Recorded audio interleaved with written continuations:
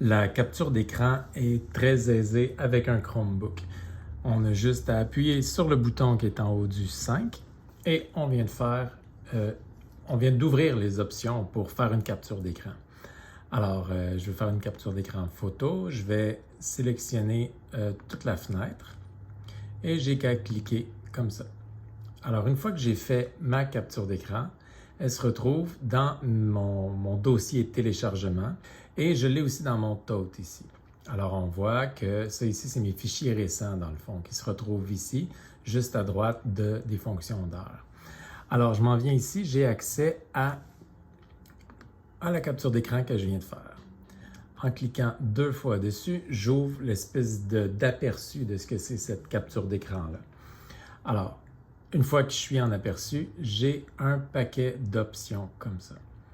Une des options les plus intéressantes, c'est un peu les mêmes options qu'on retrouve dans n'importe quel éditeur de photos, par exemple, on peut les recadrer et tout ça, mais une des plus intéressantes, c'est celle-là ici, c'est Annoter. Alors, quand je viens cliquer sur Annoter, je m'en viens et j'ai les options de crayon, la taille de mon trait et une sélection de couleurs. Alors, si je décide de prendre le vieux classique rouge, comme ça, ainsi que mon stylet, eh bien, à ce moment-là, je peux venir annoter ma capture d'écran comme ça, ici, rajouter des flèches, des choses comme ça me tente. Et là, si ça ne fait pas mon affaire, le truc, au lieu d'effacer, c'est de revenir en arrière. Avec les petites flèches comme ça, on peut facilement se promener, revenir en arrière, revenir en avant. Et là, dès que je fais une modification, j'ai l'option d'enregistrer qui apparaît ici, comme ça.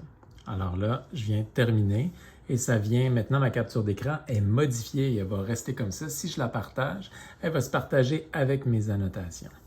Alors c'est un bon moyen quand on construit des choses pour les élèves ou dès qu'on a besoin de modifier, de rajouter notre touche à quelque chose qui est à l'avant, qu'on veut utiliser le stylet, eh bien c'est une bonne idée de faire une capture d'écran et ensuite de cliquer sur Annotation pour pouvoir le modifier à volonté.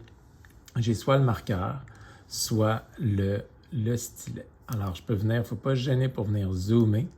Et comme ça, on a plus de précision. Et ensuite, quand on revient, c'est mieux fait. Donc, il ne faut vraiment pas hésiter à zoomer, prendre le petit crayon et souligner des choses, écrire. Et quand on dézoome, c'est beaucoup plus beau.